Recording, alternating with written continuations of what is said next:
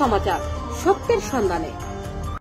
আসসালামু আলাইকুম, আমন্ত্রণ জানাচ্ছি দৈনিক মুক্তি সমাচার সংবাদে। সাথে আছি আমি লিমা আক্তার। গাজীপুরে বিএনপি কর্মী সভা অনুষ্ঠিত। আমাদের সিরাজগঞ্জ জেলা বিশেষ প্রতিনিধি মোহাম্মদ পলাশ শেখের পাঠানো ভিডিওটিতে থাকছে বিস্তারিত। সিরাজগঞ্জ জেলা গাজীপুর উপজেলা বিএনপি অঙ্গ ও সহযোগী সংগঠনের উদ্যোগে কর্মী সভা অনুষ্ঠিত হয়েছে। বেলা বাড়ার সাথে সাথে বিভিন্ন ইউনিয়ন থেকে হাজার নেতাকর্মী মিছিল নিয়ে কর্মী সভায় অংশ নেয়। আজ 19 নভেম্বর বেলা 11টায় আলমপুর চৌরাস্তায় নিউ মার্কেটের মাঠে কর্মী সভা অনুষ্ঠিত হয়। এতে প্রধান অতিথি ছিলেন গাজীপুর উপজেলা বিএনপি সভাপতি ও সিরাজগঞ্জ 1 আসনের মনোনয়ন প্রত্যাশী মোহাম্মদ সেলিম রেজা। প্রধান বক্তা ছিলেন গাজীপুর উপজেলা বিএনপির সাধারণ সম্পাদক ও গাজীপুর পৌরসভার সাবেক মেয়র প্রভাষক আব্দুস সালাম।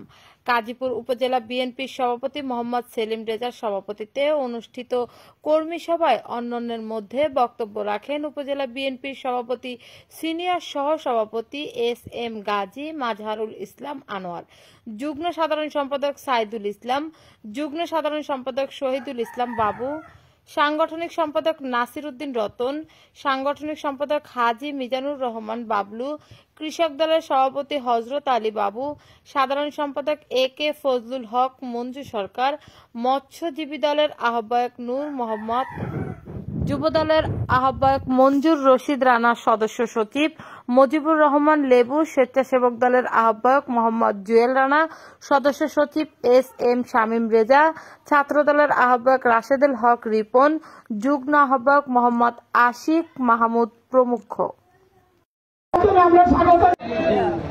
এবং আমার দেখা গেছে কাগজ যার জমিদার, কিন্তু এই বিগত দিনে আওয়ামী অত্যাচারের দ্বারা অনেক দৃঢ় আমরা নিজেরা কিনা সংসদরা যারা কত লোকই থাকে আর তারা কত লোকই আমাদের পরিশ্রম করে দিয়ে পারবে সংসদ হয়ে আগামী দিনকে ভাবে আপনারা উপস্থিত হয়েছেন।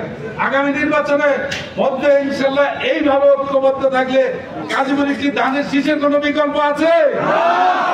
সামনে বুঝতে হবে।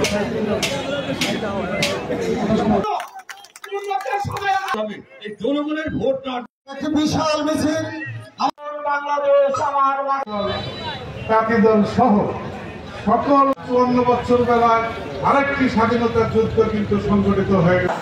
দেশ চালাতে হলে দর্শক, ভিডিওটি ভালো লাগলে আমাদের দৈনিক মুক্তি সমাচার সংবাদের ফেসবুক পেজে, ইউটিউব চ্যানেলকে লাইক, কমেন্ট, ফলো ও শেয়ার করে আমাদের সঙ্গেই থাকুন। ধন্যবাদ।